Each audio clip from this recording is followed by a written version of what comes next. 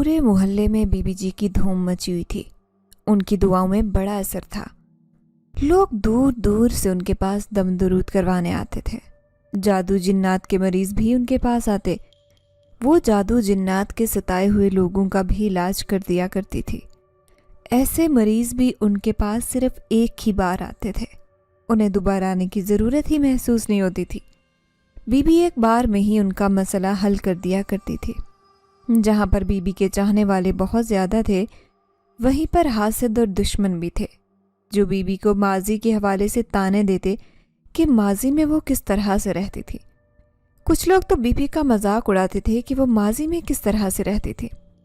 Be be شادی شدہ تھی، بال بچوں والی تھی، مگر اس کے باوجود وہ لوگوں کے لیے وقت نکالا کرتی تھی اور ان کے مسئلے مسائل کو سنا کرتی تھی۔ یہاں پر محلے میں ایک خاندان آ کر آباد ہوا تھا۔ وہ لوگ یہاں پر نئے نئے آئے تھے۔ ان کی ایک ہی بیٹی تھی۔ اس لڑکی کو روحانیت اور عملیات کا بہت زیادہ شوق تھا۔ اسے جب بی بی جی کے بارے میں پتہ چلا تو یہ شوق انگڑائی لے کر بیدار ہو گیا، اور اس نے فیصلہ کیا کہ وہ بی بی جی سے ملے گی اور ان سے ضرور یہ علم سیکھے گی۔ ساتھ وہ محلے والوں کی باتیں بھی سنتی تھی تو اسے بہت عجیب لگتا کہ ان کے بارے میں ایسی باتیں کیوں کہتے ہیں۔ پھر وہ جب بھی بی بی جی کے پاس آئیں اور انہیں دیکھ کر اس کی نگاہیں احترام سے جھک گئیں۔ وہ بہت ہی نورانی چہرے کی مالک تھی اور بہت ہی زیادہ خوبصورت بھی تھی۔ اس لڑکی کا نام نورین تھا۔ نورین نے جب اپنا مدعا بھی تیزی سے بیان کیا تو انہوں نے پہلے اسے روکنے کی، سمجھانے کی بہت زیادہ کوشش کی، مگر جب وہ کسی بھی طرح سے ان کی بات نہیں مان رہی تھی تو ان کے موکل نے کان میں کہا کہ جب تک عملی مظاہرہ نہ کر لے یہ لڑکی آرام سے نہیں بیٹھے گی۔ بی بی جی نے ایک بار پھر اسے ایک عمل بتایا اور کہا کہ رات کو یہ عمل کرنا، اور ساتھ ہی اس کے بارے میں کچھ ہدایات بھی دی تھی، اور اسے کچھ ہدایات اور دی اور اسے کہا کہ ان پر پوری طرح سے عمل کرنا ہے۔ نورین خوش ہو گئی۔ اس نے آج ہی عمل شروع کر دیا تھا، اور جب عمل کرنے کے لیے بیٹھی، اسے بیٹھے ہوئے تھوڑی دیر ہی گزری تھی کہ اسے عجیب و غریب ڈراؤنی سی آوازیں آنا شروع ہو گئی تھی۔ نورین نے آنکھیں کھولیں تو سامنے ایک عجیب سی مخلوق بیٹھی ہوئی تھی۔ نورین نے اس کو دیکھا اور ڈر کر بے ہوش ہو گئی۔ اگلے دن وہ بھاگتے ہوئے بی بی جی کے پاس گئی اور انہیں ساری بات بتائی۔ بی بی جی تو پہلے سے ہی یہ بات جانتی تھی، اور یہ سب انہوں نے خود ہی کروایا تھا تاکہ وہ اس کام سے باز آ جائے۔ وہ اسے پہلی نظر میں ہی جان گئی تھی کہ وہ لڑکی عملیات اور روحانیت کے لیے مناسب نہیں۔ یہ بہت کٹھن راستہ ہے اور وہ اس راستے پر نہیں چل سکتی۔ نورین نے بھی توبہ کر لی کہ آئندہ وہ ایسا کوئی کام نہیں کرے گی۔ نورین نے بی بی جی سے ہچکچاتے ہوئے کہا کہ اگر آپ برا نہ مانیں تو میں آپ سے ایک بات پوچھ سکتی ہوں؟ بی بی جی نے کہا ہاں پوچھو۔ وہ سمجھ تو گئی تھی کہ کیا پوچھنے والی ہے۔ نورین نے کہا کہ لوگ آپ کے بارے میں اتنی عجیب و غریب باتیں کیوں کرتے ہیں؟ وہ کیوں آپ کے بارے میں اس طرح کی باتیں کرتے ہیں، آپ کو غلط بولتے ہیں، جبکہ آپ تو بہت باوقار شخصیت ہیں۔ اب کی بار بی بی جی افسردہ انداز میں مسکرائی اور کہنے لگی کہ انسان کا ماضی کبھی بھی اس کا پیچھا نہیں چھوڑتا۔ 7 پردوں میں بھی چھپ جائے تو ماضی کہیں نہ کہیں سے جھانک کر رہتا ہے۔ نورین نے انہیں ہمدردی کی نگاہ سے دیکھا اور کہا میں آپ کے بارے میں جاننا چاہتی ہوں، کیا آپ مجھے بتا سکتی ہیں کہ آپ کے ماضی میں کیا ہوا تھا؟ روزینہ جو کبھی بھی اپنے ماضی کو کسی پر بھی نہیں کھولتی تھی، آج اس لڑکی کی باتوں کی وجہ سے وہ پرت در پرت اپنا ماضی اس پر عیاں کرنے لگی۔ جب سے وہ لوگ اس گھر میں آئے تھے تمام محلے والے ان سے پریشان ہو چکے تھے۔ یہ شریفوں کا محلہ تھا، یہاں پر عزت دار اور شریف لوگ رہتے تھے، نماز روزے کی پابندی کرتے، دین کے تمام احکامات پر عمل پیرا رہتے۔ یہاں پر جب سے دونوں میاں بیوی آئے تھے محلے والے سب ان سے تنگ آ چکے تھے۔ اس کی ایک وجہ یہ تھی کہ اس عورت کو اونچی آواز میں گانے لگانے کی عادت تھی۔ وہ جب بھی گھر کا کوئی کام کر رہی ہوتی تو ساتھ میں اونچی آواز میں گانے بھی لگا لیتے۔ پہلے تو محلے والوں نے مروت سے کام لیا اور یہ سوچ کر خاموشی اختیار کی کہ ہو سکتا ہے یہ لوگ خود ہی سمجھ جائیں، مگر جب بہتری کے آثار نظر نہیں آئے تو مجبوراً محلے والوں کو درمیان میں کودنا پڑا، انہیں منع کرنا پڑا، مگر ان دونوں پر کوئی اثر نہیں ہوا۔ شوہر بھی بیوی کا ہی ہم نوا تھا، وہ دونوں ہی ایک جیسے تھے۔ پھر کچھ دن بعد اللہ پاک نے ایک بیٹی کی نعمت سے نوازا جس کا نام روزینہ رکھا گیا۔ دیکھتے ہی دیکھتے کافی زیادہ وقت بیت گیا تھا۔ محلے والوں کے بار بار اصرار کرنے پر اتنا اثر ہوا تھا کہ اب وہ گانے کم آواز میں سننے لگے تھے۔ کہتے ہیں بچہ جو گھر سے دیکھتا ہے وہی کچھ سیکھتا ہے۔ روزینہ بڑی ہو رہی تھی، وہ اپنے گھر میں یہی کچھ دیکھ رہی تھی اور یہی دیکھتے دیکھتے بڑی ہوئی تھی۔ پھر ایک دن ان کے اسکول میں ایک فنکشن تھا جس میں روزینہ نے بھی حصہ لیا ہوا تھا۔ جب اس نے اپنی ماں کو بتایا کہ اس نے فنکشن میں حصہ لیا ہے اور وہ اس میں ڈانس کرے گی تو ماں بجائے سمجھانے کے وہ بہت زیادہ خوش ہو گئی اور کہنے لگی کہ اچھی سی پریکٹس کرو۔ پھر اگلے دن اسکول میں فنکشن تھا اور روزینہ نے ایک گانے پر ڈانس کیا۔ ظاہر ہے وہ بچپن سے ہی اپنے گھر میں یہی کچھ دیکھتی آ رہی تھی، تو اس نے سب سے اچھا ڈانس کیا اور اس کو پہلی پوزیشن ملی۔ روزینہ بہت خوش ہوئی۔ پھر اس کے دوستوں نے بھی اس کو کہا کہ تم بہت اچھا ڈانس کرتی ہو، اور روزینہ اپنی تعریف سن کر اور زیادہ خوش ہو گئی۔ اس نے فیصلہ کر لیا کہ میں بھی ڈانس ہی کروں گی اور ساتھ میں گانے بھی گایا کروں گی، اور یہ سلسلہ چل نکلا۔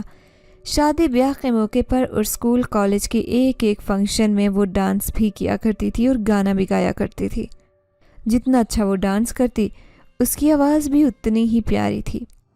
کالج میں اس کی دوستی ایک لڑکی سے ہوئی، اس کا نام نشا تھا۔ نشا بہت ہی اونچے گھرانے سے تعلق رکھتی تھی اور وہ بہت زیادہ ذات خیال لڑکی تھی۔ اس نے روزینہ کو دیکھا تو وہ اسے دیکھتے ہی بہت پسند آ گئی۔ اس نے روزینہ کی جانب دوستی کا ہاتھ بڑھایا، جسے روزینہ نے بنا کسی ہچکچاہٹ کے تھام لیا تھا۔ وہ دونوں بریک ٹائم پر اکثر صحن میں جامن کے پیڑ کے نیچے بیٹھا کرتی تھی اور گھنٹوں باتیں کیا کرتی رہتی۔ اصل میں نشا اکیلی تھی، اس کا کوئی بھی بہن بھائی نہیں تھا۔ روزینہ میں اسے اپنی بہن اور دوست دونوں نظر آ رہی تھی۔ اس دن کالج میں ایک فنکشن تھا۔ روزینہ نے ڈانس اور گانے دونوں چیزوں میں حصہ لیا ہوا تھا۔ جب سے نشا نے اس کا ڈانس دیکھا تھا وہ اس کے پیچھے ہی پڑ گئی تھی کہ اسے اس چیز کو پروفیشنلی اختیار کرنا چاہیے، مگر روزینہ کو اپنے گھر والوں سے ڈر لگتا تھا۔ ابھی ان کا گھرانہ اتنا آزاد خیال نہیں ہوا تھا کہ وہ اسے پروفیشنلی کام کرنے کی اجازت دیتے۔ ان لوگوں کے پیپرز ہونے والے تھے۔ اس کا نشا نے یہ ایک حل نکالا کہ اس کے امی ابو سے یہ کہا کہ جب تک پیپرز ہوتے روزینہ کو اس کے گھر میں رہنے کے لیے اجازت دی جائے۔ ان لوگوں کو بھلا اس بات پر کیا اعتراض ہو سکتا تھا؟ وہ لوگ نشا کا ان کے گھر میں کافی وقت سے آنا جانا تھا اور وہ جانتے تھے کہ نشا کے گھر میں اس کی ممی اور ملازموں کے علاوہ اور کوئی بھی نہیں ہوتا۔ اس کے پاپا فورن کنٹری میں رہتے اور وہیں پر اپنا کاروبار چلا رہے تھے۔ یہ ساری باتیں وہ جامن کے درخت کے نیچے بیٹھ کر آپس میں کر رہی تھی اور اس بات سے بے نیاز کہ اوپر کوئی بیٹھا ان دونوں کی باتیں سن رہا تھا۔ وہ جنزاد سلمان تھا جو روزینہ کو دیکھتے ہی اس پر عاشق ہو گیا۔ وہ ایک بہت نیک اور پرہیزگار جن تھا اور بہت ہی زیادہ عبادت گزار تھا۔ وہ اپنی نظروں کی بہت حفاظت کرتا تھا، مگر انجانے میں اس کی نظر روزینہ پر پڑی اور پھر اس پر ٹھہر گئی، واپس پلٹنا بھول گئی تھی۔ بلا شبہ روزینہ بھی بہت زیادہ خوبصورت تھی۔ سلمان اسے دیکھتے ہی اس پر عاشق ہو گیا تھا، مگر وہ اس کے سامنے نہیں آ سکتا تھا اور وہ اسے تمام ان برے کاموں سے باز رکھنا چاہتا تھا۔ وہ اچھی طرح سے جانتا تھا کہ یہ چیزیں لڑکیوں کو متاثر کرتی ہیں، مگر یہ ایک ایسا اندھیرا ہے کہ جب اس میں کوئی انسان کھو جاتا ہے تو اسے واپسی کا راستہ نہیں ملتا۔ اگر روزینہ بھی اس راستے پر چل پڑی تو واپسی اس کے لیے ناممکن ہو جائے گی، اور وہ ایسا نہیں چاہتا تھا۔ وہ چاہتا تھا کہ روزینہ بھی بہت ہی زیادہ نیک اور پرہیزگار بن جائے، مگر بظاہر یہ بات بہت مشکل نظر آ رہی تھی، کیونکہ روزینہ کے گھر کا ماحول بھی کچھ اسی قسم کا تھا، اور جو اس کی دوست تھی وہ بھی اسے اچھائی کی بجائے برائی کے راستے پر چلنے کے لیے مجبور کر رہی تھی۔ ایسے میں سلمان کے لیے روزینہ کو اچھائی کے راستے کی طرف لانا مشکل تو لگ رہا تھا، مگر وہ جانتا تھا کہ یہ کام ناممکن نہیں ہے۔ اس نے اللہ سے دعا کی کہ اس کو اپنے مقصد میں کامیاب کرے، اور اس نے آج سے ہی اپنے مقصد پر عمل درآمد شروع کر دیا تھا۔ اس سے پہلے روزینہ کو ہلکا پھلکا ڈرانا اس نے شروع کر دیا تھا۔ اس کا مقصد ہی یہی تھا کہ وہ ڈر کی وجہ سے ہی صحیح قرآنی آیات کا ورد کرے گی، اپنے رب کے نزدیک جائے گی۔ آج رات کو روزینہ اپنی دوسری دوست نشا کے گھر آ گئی تھی۔ نشا کی ایک دوست کے گھر پارٹی تھی اور وہاں پر بہت سارے لوگ موجود تھے۔ اس پارٹی میں بہت سارے پروڈیوسرز اور ڈائریکٹرز بھی تھے۔ نشا کا کہنا تھا کہ اگر کسی ڈائریکٹر یا پروڈیوسر کی تم پر نظر پڑ گئی، تمہارے گانے کی آواز سن لی، تمہارا ڈانس دیکھ لیا، تو کوئی نہ کوئی ضرور تمہیں اپنی فلم یا ڈرامے میں رکھ لیں گے۔ نشا اس کو خواب دکھا رہی تھی اور وہ بھی ان خوابوں میں ڈوبتی جا رہی تھی۔ وہ خود کو اپنے خوابوں میں بہت بڑی فلم سٹار دیکھ رہی تھی اور یہ سمجھ رہی تھی کہ جو فلم سٹارز ہوتی ہیں ان کی زندگی بڑی شاندار طریقے سے گزرتی ہے اور دولت ان کے قدم چومتی ہے، مگر اس کا دوسرا پہلو تھا اس کی نظر سے پوشیدہ۔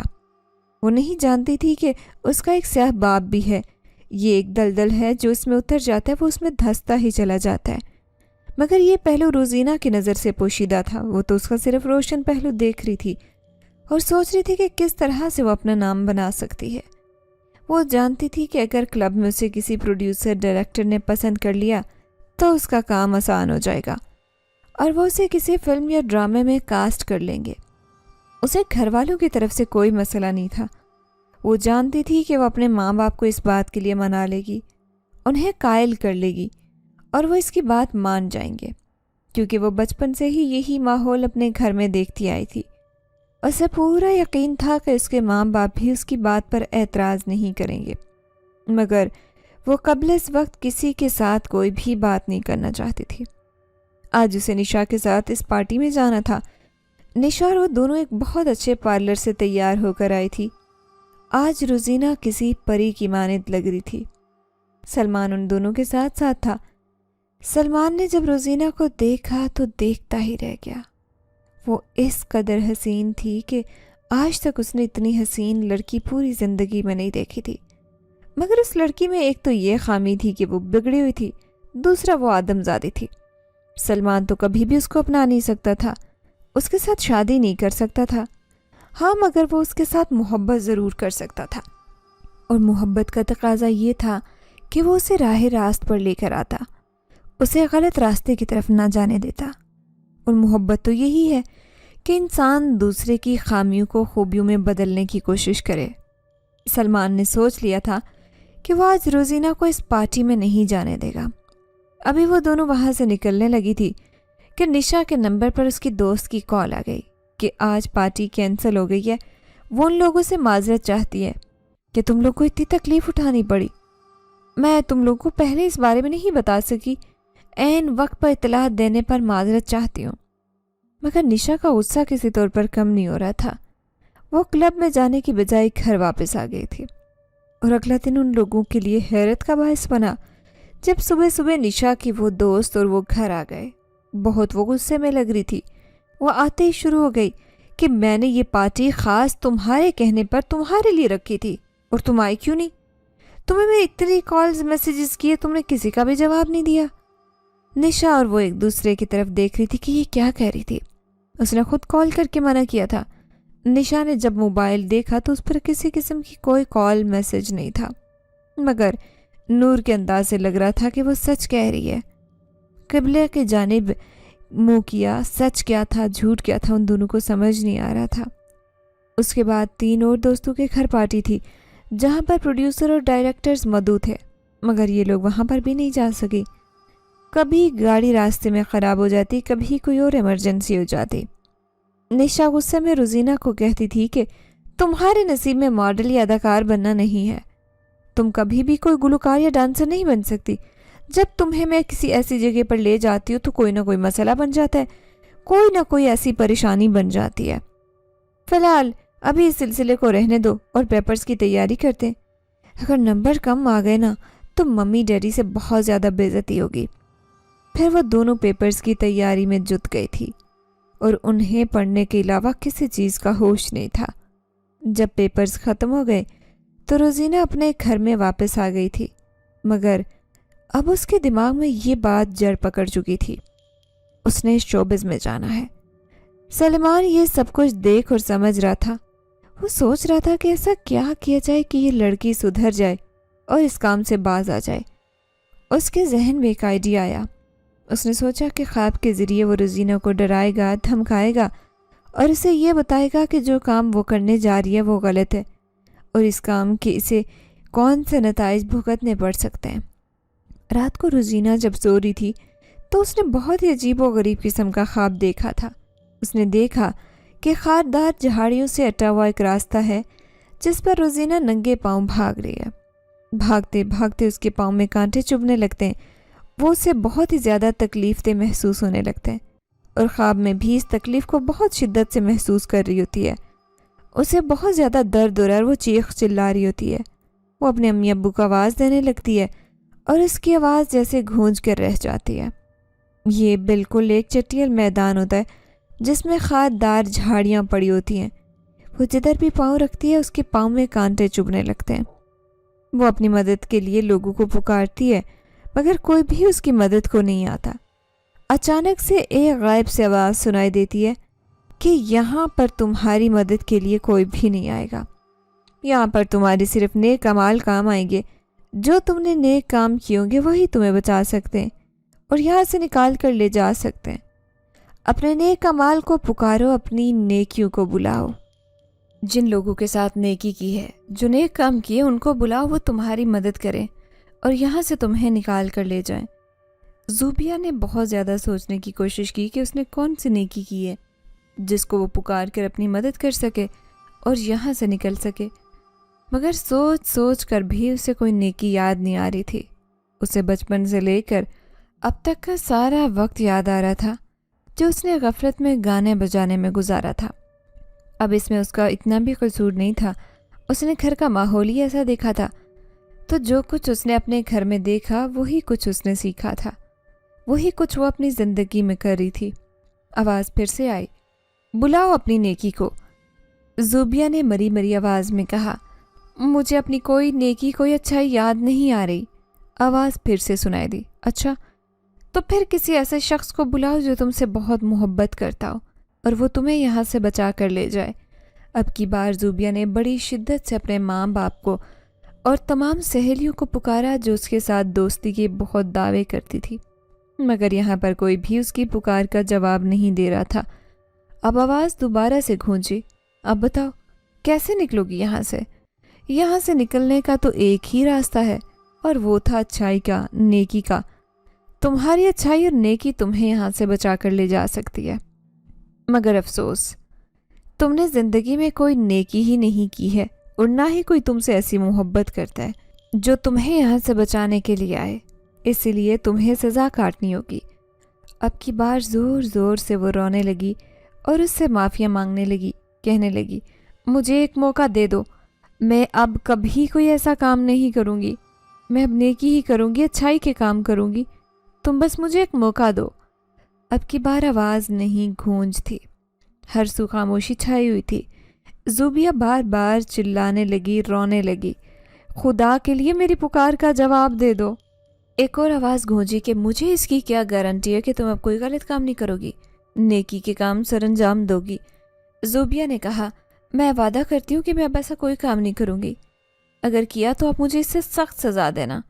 آواز تھوڑی دیر بعد دوبارہ گونجی، اس نے کہا، میں نے تمہاری بات پر اعتبار کیا، مگر اب کی بار تم نے ایسا کچھ بھی کیا تو اس سے زیادہ سخت سزا ملے گی، اس سزا کے بارے میں تم تصور بھی نہیں کر سکو گی۔ ایک دم سے زوبیہ کی آنکھ کھلی، وہ اپنے کمرے میں تھی، اس کی دھڑکن بہت تیز چل رہی تھی اور وہ بہت گہرے گہرے سانس لے رہی تھی، جیسے بہت تیز مسافت کاٹ کر آئی ہو۔ وہ یہ سوچنے پر مجبور ہو گئی کہ یہ جو اس نے ابھی دیکھا یہ سچ تھا یا خواب تھا۔ زوبیہ بھی اسی بارے میں سوچ رہی تھی کہ اچانک اس کی نظر اپنے پاؤں پر پڑی، جن پر چھالے نکلے ہوئے تھے، کانٹوں کی شدت کے نشانات بھی تھے، اور وہ یہ دیکھ کر حق تک رہ گئی کہ جو کچھ اس نے دیکھا وہ سچ تھا۔ اب وہ سچ مچ میں ڈر گئی کہ اب وہ ایسا کوئی کام نہیں کرے گی اور اب نیکی کے کام بھی وہی سر انجام دے گی۔ یہ فیصلہ کرنے کے بعد اس کا دل مطمئن ہو گیا تھا اور پھر وہ سو گئی، مگر جب وہ اگلے دن اٹھی تو خود کو بہت بدلا بدلا سا محسوس کر رہی تھی۔ گھر کے تمام کام کاج ماں بیٹی دونوں ہی مل کر کرتے تھے اور انہیں کسی قسم کی ملازمہ نہیں رکھی تھی، ویسے بھی دو لوگوں کا کام ہی کتنا ہوتا ہے جو اس کے لیے ملازموں کو رکھا جاتا۔ ناشتہ کرنے کے بعد وہ صفائی ستھرائی کرنے لگی۔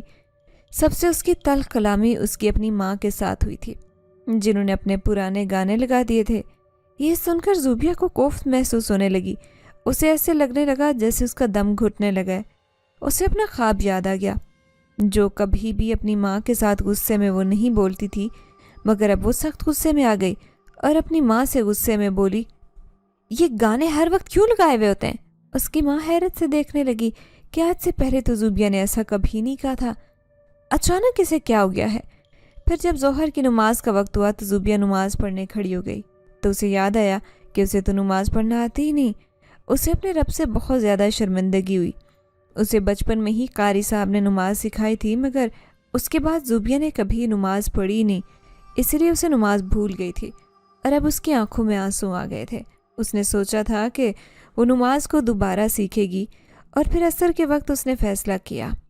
ان کے گھر کے قریب ہی ایک مدرسہ تھا۔ زوبیہ نے فیصلہ کیا کہ وہ اس مدرسے میں ضرور جائے گی۔ یہ تمام کارروائی جنزادہ سلمان مسکراتے ہوئے ملاحظہ کر رہا تھا۔ پھر وہ اس عورت کے ساتھ جب وہ درس گاہ میں گئی تو اسے درس والے باسی بھی دیکھ کر حیران رہ گئے کہ وہ بہت جدید تراش خراش کے لباس میں تھی اور بہت زیادہ فیشنی بھی لگ رہی تھی۔ باجی سمجھ گئی تھی کہ اللہ پاک نے اسے ہدایت دے دی ہے، نیکی کے راستے پر چلنے کی توفیق دے دی ہے۔ انہوں نے زوبیہ کے ساتھ بھرپور تعاون کیا تھا اور اس کی ہر ممکن مدد کی تھی۔ درس کی لڑکیوں کو کہا تھا کہ اس کے ساتھ کسی بھی طرح کی کوئی ایسی بات نہیں کرنی جس سے اس کی دل آزاری ہو۔ وہ سب لوگ اس کا بہت خیال رکھتے تھے اور زوبیہ بھی ان لوگوں کو بہت پسند کرنے لگی تھی۔ رفتہ رفتہ زوبیہ کے لباس اور طور طریقے میں بھی فرق آنے لگا تھا۔ وہ اب اپنی ماں کو بھی ٹوکنے لگی تھی اور انہیں بھی وقت پر نماز ادا کرنے کے بارے میں کہتی تھی۔ اس کی امی کو بہت غصہ آتا تھا۔ اس کی امی یہ سمجھنے سے قاصر تھی کہ زوبیہ میں یہ بدلاؤ کہاں سے آیا، مگر اس کے باپ کو یہ بدلاؤ بہت اچھا لگ رہا تھا۔ اب وہ مکمل لباس پہنتی تھی، ہر وقت سر پر دوپٹہ اوڑھ کر رکھتی، اور اب تو وہ باقاعدہ حجاب اور برقع بھی اوڑھنے لگی تھی، جو اسے دیکھ کر حیران رہ جاتا کہ وہ اتنی جلدی کس طرح سے بدل گئی ہے۔ کچھ وقت بعد ان کے کالج بھی کھل گئے اور جب وہ کالج میں گئے تو لڑکیاں اسے دیکھ کر حیران پریشان رہ گئی۔ کچھ کو یہ تبدیلی بہت اچھی لگی تھی اور کچھ کو تصحیق کا نشانہ اس کو بنانے لگی۔ نشا تو اسے پاگل سمجھنے لگی تھی۔ وہ اسے کسی سائیکیٹرسٹ کے پاس جانے کا مشورہ دینے لگے تھے۔ زوبیہ سب کی باتوں کو ہنس کر ٹال دیا کرتی تھی۔ نشا نے اسے دوبارہ اپنے راستے پر چلانے کی بہت کوشش کی، مگر اب وہ اس کے ہاتھ آنے والی نہیں تھی۔ نشا کی ایک کزن کی بھی زوبیہ پر بری نظر تھی۔ اس نے زوبیہ کو نشا کے گھر میں دیکھا تھا اور تب سے ہی وہ اس کے ساتھ دوستی کرنے کے خواب دیکھنے لگا تھا، مگر زوبیہ اس کو تب بھی منہ نہیں لگاتی تھی۔ مگر اب تو بہت بدل گئی تھی۔ اب وہ کیسے اس کے ساتھ بات کر سکتی تھی؟ وہ اس کو کال پر کال، میسج پر میسج کرتا رہتا اور زوبیہ اس کا ہر نمبر بلاک کر دیا کرتی تھی۔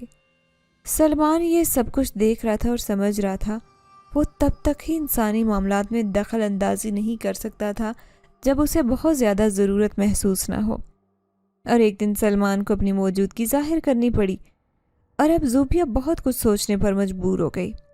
اس دن زوبیہ کالج سے گھر واپس آ رہی تھی جب زبردستی اسے فرحان، نشا کے کزن، نے اپنی گاڑی میں بٹھا لیا اور وہ اسے ایک ویران جگہ پر لے گیا جہاں پر ان دونوں کے علاوہ اور کوئی نہیں تھا۔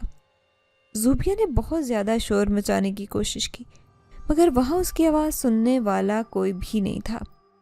فرحان پر تو جیسی شیطانیت سوار تھی کہ اگر تم نے میری سیدھے طریقے سے بات نہیں مانی تو مجھے تمہارے ساتھ زبردستی کرنی پڑے گی۔ دل سے مان لو میری بات، مجھ سے دوستی کرو، یقین کرو مجھ سے دوستی کر کے بہت فائدے میں رہو گی، اور یہ جو تم نے بڑا سا تمبو خود پر اوڑھ لیے یہ تو تم پر بالکل بھی اچھے نہیں لگتے۔ وہ خطرناک ارادے لیے اس کی جانب بڑھ رہا تھا۔ زوبیہ خوف سے پیلی پڑ رہی تھی۔ وہ اس کی منتیں کر رہی تھی کہ وہ اس کو چھوڑ دے، وہ اس کے ساتھ کچھ بھی غلط نہ کرے، مگر فرحان اس کی کوئی بات نہیں سن رہا تھا۔ اب یہ صورتحال سلمان کی برداشت سے باہر ہو چکی تھی۔ اسے اپنی موجودگی ظاہر کرنی پڑی۔ وہاں وہ ان لوگوں پر ظاہر تو نہیں ہوا، مگر غائبانہ حالت میں ہی اس نے فرحان کی پٹائی شروع کر دی۔ فرحان بہت زیادہ خوف زدہ ہو گیا کہ اسے کوئی مار رہا تھا، مگر مارنے والا نظر ہی نہیں آ رہا تھا۔ زوبیہ نے اس منظر کو بہت حیرت ناک انداز میں دیکھا۔ پھر کسی نے فرحان کو اٹھا کر زور سے زمین پر پٹکا۔ فرحان بہت برے طریقے سے چلا رہا تھا، چیخ رہا تھا۔ زوبیہ نے اس بات کو غنیمت جانا، بھاگتے ہوئے وہاں سے چلی گئی۔ گھر آنے کے بعد بھی وہ مسلسل اسی بارے میں سوچ رہی تھی کہ آخر اس کے ساتھ کیا ہوا، وہ جو اس کو بچانے والا تھا وہ کون تھا۔ اکثر زوبیہ کو محسوس ہوتا ہے ایسے جیسے کوئی اس کے آس پاس موجود ہے، اکثر اسے اپنے چہرے پر کسی کی نظروں کی تپش کا احساس ہوتا، ایسے لگتا جیسے کوئی غور سے اسے دیکھ رہا ہو، اور جب وہ ادھر ادھر دیکھتی تو وہاں پر اس کے علاوہ کوئی بھی موجود نہیں ہوتا تھا، مگر اس کا وجدان کہتا تھا کہ کوئی اندیکھی مخلوق اس کے ساتھ موجود ہے جو اس کو دیکھ رہی ہے۔ اور آج جو کچھ ہوا اس کے بعد تو زوبیہ کو یقین ہو گیا تھا کہ کوئی اندیکھا وجود تو ضرور اس کے ساتھ ہے جو اس کی مدد کر رہا ہے۔ زوبیہ جب اپنے کمرے میں آئی تو اسے پھر سے وہی محسوس ہونے لگا کہ کوئی اس کے ساتھ موجود ہے۔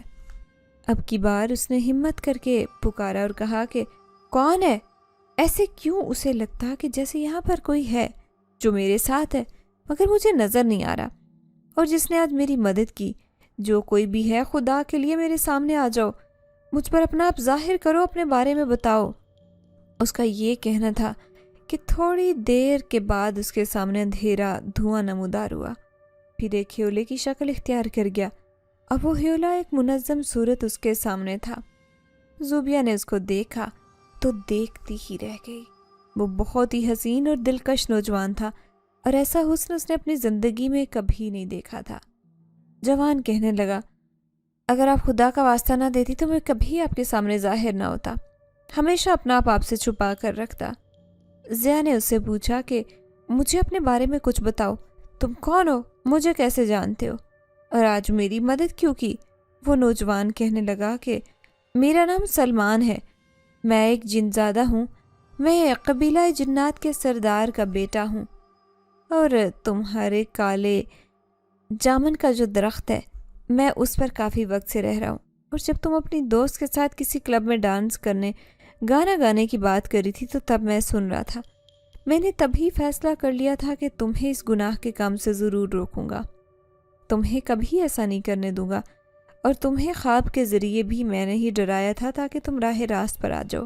یقین مانو تم اچھی ہو، بس تمہیں تھوڑی سی رہنمائی کی ضرورت ہے۔ تم میں بہت ساری روحانی طاقت پوشیدہ ہے جس کے بارے میں تمہیں خود بھی نہیں معلوم۔ اگر تمہیں ان کے بارے میں معلوم ہو جائے تو تم ان سے بڑے بڑے کام بھی لے سکتی ہو۔ اب کی بار زوبیہ چونک پڑی اور حیران ہو کر بولی، مجھ میں روحانی صلاحیتیں ہیں؟ سلمان کہنے لگا، میں تمہیں آج اپنے پیر صاحب کے پاس لے جاؤں گا، وہ تمہاری ضرور رہنمائی کریں گے، تمہیں بتائیں گے کہ تمہیں آگے کیا کرنا چاہیے۔ زوبیہ یہ سن کر بہت خوش ہوئی، اس نے کہا ٹھیک ہے، اور پھر رات کو جب سب سو رہے تھے تو وہ کڑن کھٹولے میں بیٹھ کر سلمان کے ساتھ پیر صاحب کے آستانے پر آ گئی۔ زوبیہ نے جب پیر صاحب کو دیکھا تو حیران رہ گئی۔ وہ بہت ہی زیادہ نورانی شخصیت کی مالک ہے، اور اس کے بات کرنے کا انداز بھی بہت پیارا تھا۔ وہ بہت ہی اخلاق سے زوبیہ سے بات کر رہے تھے۔ انہوں نے بالکل بھی احساس نہیں ہونے دیا کہ وہ ماضی میں کتنے گناہ کر چکی ہے۔ انہوں نے اسے امید دلائی کہ اللہ پاک انسان کے بڑے سے بڑے گناہ بھی معاف کر دیتا ہے۔ پھر انہوں نے اسے ایک عمل بتایا جس کو کرنے سے اس کی روحانی صلاحیتیں بیدار ہو سکتی تھی، اور وہ لوگوں کا علاج معالجہ بھی کر سکتی تھی، ان کے لیے دعائیں بھی کر سکتی تھی، ہر طرح سے ان کا علاج کر سکتی تھی۔ یہ عمل چند دنوں کا پہلا، اور پیر صاحب نے کہا تھا کہ یہ کوئی خطرناک کام نہیں ہے، اور نہ ہی اس میں کوئی آگے تمہیں تنگ کرنے کی کوشش کرے گا، کہ یہ خالص تمہاری ذات کے لیے عمل ہے۔ پھر بھی اگر تمہیں کوئی مسئلہ ہو تو سلیمان تمہاری ضرور مدد کرے گا، تمہارے پاس ہی موجود رہے گا۔ اور جب زوبیہ نے عمل شروع کیا تو اسے خود میں واضح تبدیلی محسوس ہونے لگی، اور عمل مکمل کرنے کے بعد تو وہ خود کو بالکل بدلی شخصیت محسوس کر رہی تھی۔ پیر صاحب نے اسے کہا تھا کہ چند باتوں کو دھیان میں رکھنا، تم نے صدقے میں صدقے کو لازم قرار دینا ہے، اور تم نے لوگوں کی مدد بھی کرنی ہے، اور خود بھی کبھی غرور مت کرنا، ورنہ تم سے تمام تمہاری صلاحیتیں، روحانی طاقتیں واپس چلی جائیں گی، تم بالکل خالی ہاتھ رہ جاؤ گی۔ زوبیہ نے ان سے وعدہ کیا کہ کوئی بھی غلط کام نہیں کرے گی، اور ایسا غلط کام بھی نہیں کرے گی۔ وظائف کی تمام تر مکمل کر کے وہ واپس چلی جائیں گی، کیونکہ اب وہ ان کو کھونا نہیں چاہتی تھی، بلکہ وہ اور بھی زیادہ وظائف کرنے لگی تھی، جس کی وجہ سے اس کی روحانی دنیا مزید ترقی کر رہی تھی۔ اس نے BA تک پڑھا تھا کالج میں، اور جس طرح سے اسے لڑکیوں کی تضحیک کا نشانہ بننا پڑتا اور اس کے پردے کو نشانہ بناتے اس کا دل کٹ جاتا، जो एकदम से इस्लाम को फॉलो करता है या बुराई को छोड़कर अच्छाई अपनाता है, तो न जाने लोगों को ये बात तस्लीम करने में क्यों दुश्वारी का सामना करना पड़ता है। उन्हें ये सब दिखावा लगता है। ज़ुबिया ने हर तरफ से कान बंद कर लिए थे और बस उसने अपने मकसद पर ही फोकस रखा हुआ था। वो इधर उधर ध्यान कम देती। वो अपना ज़्यादातर वक्त इबादत में गुजारती और उसकी देखा देखी उसके माँ बाप भी इबादत गुजार बनते जा रहे थे। मोहल्ले में जब भी कोई दर्स या महफिल होती तो ज़ुबिया लोगों की बातें उनकी परवाह किए बगैर वहाँ पर नाते पड़ा करती। उसकी आवाज़ बहुत पुरसोज थी जो लोगों के दिलों पर असरअंदाज होती थी। लोगों पर तो जैसे उसकी बातें और उसकी नात सुनकर उन पर विज तारी होता था। सभी उसकी आवाज़ के मोतरफ थे कि उसकी आवाज़ बहुत सुरीली थी। पहले तो लोग मोहल्ले की औरतें उसकी मौजूदगी को पसंद नहीं करती थी, मगर अब रफ्ता रफ्ता वो उसको खुद ही दावत पर बुलाने लगी और एक दिन तो जैसे सब उसकी सलाहियतों के मोतरफ हो गए। उनके मोहल्ले में एक नौजवान लड़की थी जिस पर बचपन से ही जिन्नात का साया था। जिन्नात उसको बहुत ज़्यादा तंग करते थे और बहुत ही ज़्यादा उसको डराया धमकाया करते थे। अगर उस लड़की की आवाज़ें मोहल्ले में गूंजा करती, उसकी चीखों और आवाज़ में बहुत ज़्यादा दर्द होता, जैसे कि वो बहुत तकलीफ़ से गुजर रही हो। और ऐसा तभी होता जब उसके माँ बाप की शादी के बारे में बात करते या घर पर किसी आमिल को उसका इलाज करवाने के लिए बुलाते, तब वो जिन्नात को बहुत ही ज़्यादा तकलीफ़ देते थे। असल में उस पर एक जिन बचपन से ही आशिक हो गया था और वो उसकी शादी अब किसी के साथ भी नहीं होने देना चाहता था। वो चाहता था कि सारी ज़िंदगी लड़की गैर शादीशुदा रहे, कोई भी इसके नज़दीक ना आए। वो खुलेआम उस लड़की में हाजिर होकर अललान कहता था कि अगर इस लड़की की शादी के बारे में सोचा तो उसको जान से मार देगा। उसके माँ बाप बेचारे मजबूर थे, वो अपनी बेटी को इस कदर तकलीफ़ में नहीं देख सकते थे। वो चाहते थे कि उनकी बेटी ठीक हो जाए। इसके लिए वो कितने ही आमिलीन को अपने घर में लेकर आए थे, मगर उनकी बच्ची बजाय ठीक होने के मज़ीद तकलीफ़ से गुजर रही थी। ज़ुबिया को पहले इन बातों पर यकीन नहीं था। वो समझती थी कि इस लड़की को नफसियाती मसला है और वह अक्सर अपनी माँ से इस बारे में कहती कि बजाय किसी आमिल को दिखाने के इसको किसी दिमाग के डॉक्टर को दिखाएं। हो सकता है वो किसी और को पसंद करती हो। जब रिश्ते के लोग आते तो इसको गुस्सा आ जाता है और वो इस तरह से अपना गुस्सा उतारती हो। ज़ुबिया को ऐसी बातों पर उसकी माँ को भी गुस्सा आता था। उसे वो डांट देती थी कि ऐसी बातें नहीं करते, ऐसा न हो कि किसी दिन कोई जिन तुम्हारी बातों की वजह से तुम्हारी तरफ मुतवज्जे हो जाए तो वो तुम्हारा भी जीना मुहाल कर देगा, और अगर ऐसा हो गया तो हम क्या करेंगे? तुम हमारी इकलौती बेटी हो, हम तुम्हें मुसीबत में नहीं देख सकते। और ये जिन तो एक बार चिमट जाते तो आसानी से नहीं छोड़ते, उसका जीना मुहाल कर देते, उसके ख़ानदान को भी तबाह बर्बाद कर देते, खुशियाँ उस घर से रूठ जाती हैं। मगर अब ज़ुबिया को हकीकत पता चल गई थी कि उस पर एक जिन आशिक था, और वो एक हिंदू जिन था जो कि बहुत ही ज़्यादा ताकतवर था और उसके साथ शैतान की ख़ास ताकत शामिल थी। शैतान का ख़ास पुजारी था, इसलिए उसके पास इतनी ज़्यादा ताकतें थी। ज़ुबिया जब उसके सामने गई तो वह बुरी तरह से लड़की चिल्ला रही थी। लड़की की आंखों से खून के आंसू निकल रहे थे और वो मछली की तरह तकलीफ़ से तड़प रही थी। उसने पहले उसकी माँ से पूछा तो पता चला कि आज उन्होंने मस्जिद के इमाम को उससे दम करवाने के लिए बुलाया था। तब से उसकी ये हालत है। उसकी माँ बेचारी बहुत बुरी तरह से रो रही थी। ज़ुबिया से ये सब कुछ देखा नहीं गया। उसने सलमान को बुलाया और उससे मशवरा किया। सलमान ने भी उसे कुछ ज़रूरी हिदायत दी। ज़ुबिया अपने घर से वो चीज़ें लेकर आई जो उस अमल के लिए बहुत ज़्यादा ज़रूरी थी। उसने सबसे पहले जिस चारपाई पर वो लड़की लेटी थी उसके दोनों बाजू को रस्सी के साथ बांध दिया। वो तमाम लोग उसको हैरत से देख रहे थे कि ज़ुबिया क्या कर रही है। ज़ुबिया ने उनसे कहा कि तमाम लोग खामोशी से अपनी जगह पर खड़े रहें। मेरे मामले में कोई भी दखल अंदाजी नहीं करेगा। अगर अपनी बेटी को बिल्कुल ठीक ठाक देखना चाहते हैं तो आप लोगों को थोड़ी देर के लिए इसकी तकलीफ़ बर्दाश्त करनी होगी, मगर मैं वादा करती हूँ कि उसके बाद आपकी बेटी हमेशा के लिए ठीक हो जाएगी। इस तरह के कितने ही दावों के साथ उन लोगों के इतने बड़े बड़े आमिलों और जादूगरों ने इलाज किया, और अब ज़ुबिया भी वही दावा कर रही थी, तो वह खामोशी से ये सब कुछ मुलाहिजा करते रहे। फिर उसके बाद उसने एक जगह पर हिसार कायम किया और सब लोगों को कहा कि आप इस हिसार के अंदर बैठ जाएं, और उनसे कहा कि कुछ भी हो जाए आपने इस हिसार से बाहर नहीं आना। پھر اس کے سامنے بیٹھ کر اثار قائم کر کے خود بھی پڑھائی قائم کرنے لگی۔ ابھی تھوڑی دیر گزری تھی کہ وہ لڑکی زور زور سے چیخنے چلانے لگی اور رونے لگی اور اپنے ماں باپ کو مدد کے لیے بلانے لگی کہ اس لڑکی کو یہاں سے بھگائیں، یہ مجھے جان سے مار دے گی، یہ مجھے بہت زیادہ تکلیف دے رہی ہے۔ اور یہ تو ہمیشہ سے ہوتا تھا، جب بھی کوئی عامل آتا وہ لڑکی اسی طرح سے کرتی تھی۔ اب تو اس کے منہ سے خون کی الٹیاں ہونے لگی تھی، ساتھ اس کی آنکھوں سے بھی آنسو خون کی صورت میں نکل رہے تھے۔ زوبیہ کے لیے یہ پہلی بار تھا، وہ یہ دیکھ کر گھبرا گئی تھی، مگر اسے سلمان نے تسلی دی کہ میں تمہارے ساتھ ہوں۔ اب زوبیہ کی ڈھارس بن گئی تھی اور اس نے اپنا عمل جاری کر دیا۔ کتنی دیر لڑکی روتی چلاتی رہی اور کبھی اس کو دھمکیاں دینے لگتی، مگر جب اسے لگا کہ اس کے جرم کی وجہ سے اور اس کے رونے چلانے سے زوبیہ پر کوئی اثر نہیں پڑا، تو وہ اس کی منتیں کرنے لگا کہ مجھے معاف کر دو، مجھے چھوڑ دو، مجھے جانے دو، آئندہ اس لڑکی کو کبھی تنگ نہیں کروں گا۔ مگر وہ ہندو جن زادہ تھا، زوبیہ اس پر کیسے اعتبار کر سکتی تھی؟ سلمان نے بھی کہا کہ اس پر اعتبار کرنا مناسب نہیں، بہتر یہ ہے کہ اسے قید کر لو یا اسے جلا دو، وہ لڑکی پر ورنہ دوبارہ سے آ جائے گا، اپنے وعدے کی پاسداری نہیں کرے گا، اس پر اعتبار کرنا درست نہیں۔ چنانچہ زوبیہ نے ایسے ہی کیا اور پھر اسے قید کر کے جلا دیا۔ پھر وہ لڑکی بے ہوش ہو گئی۔ زوبیہ نے کہا کہ اب وہ اسے تنگ نہیں کرے گا۔ پھر اس کے بعد محلے والوں نے دیکھا وہ لڑکی بالکل ٹھیک ٹھاک ہو چکی تھی اور کچھ وقت کے بعد اس کی شادی بھی ہو گئی۔ اب وہ اپنے گھر میں خوش و خرم زندگی گزار رہی تھی۔ محلے والے تو زوبیہ کے قائل ہو گئے تھے، مگر اس میں کچھ جلنے والے بھی تھے جو زوبیہ سے جلتے تھے، وہی اس کے بارے میں منفی باتیں پھیلاتے۔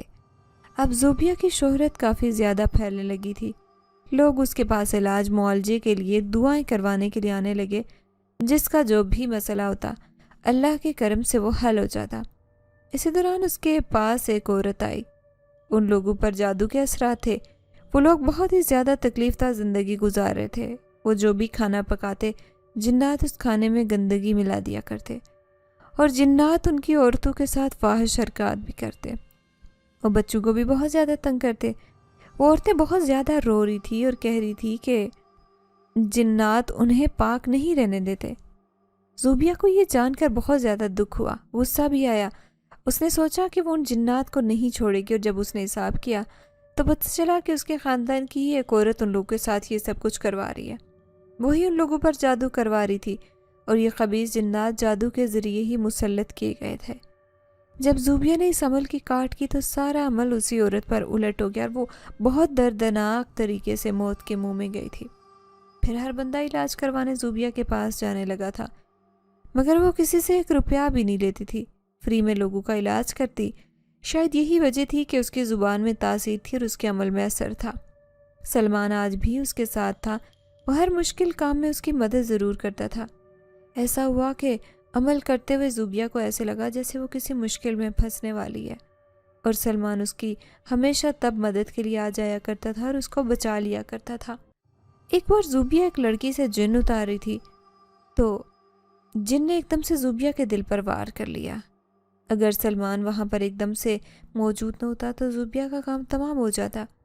زوبیہ کی شہرت دور دور تک پھیلنے لگی، ساتھ لوگ اس کے ماضی کا بھی حوالہ دیتے، اور یہ وہی لوگ کرتے تھے جو اس سے جلتے تھے، جو اسے کامیاب ہوتا نہیں دیکھ سکتے تھے۔ اس دوران محلے میں ایک عورت آئی، وہ اس سے پہلے امریکہ رہتی تھی، ان کے بیٹے پر ایک جن زادی عاشق تھی اور وہ اس لڑکی کی کہیں بھی شادی نہیں ہونے دیتی تھی۔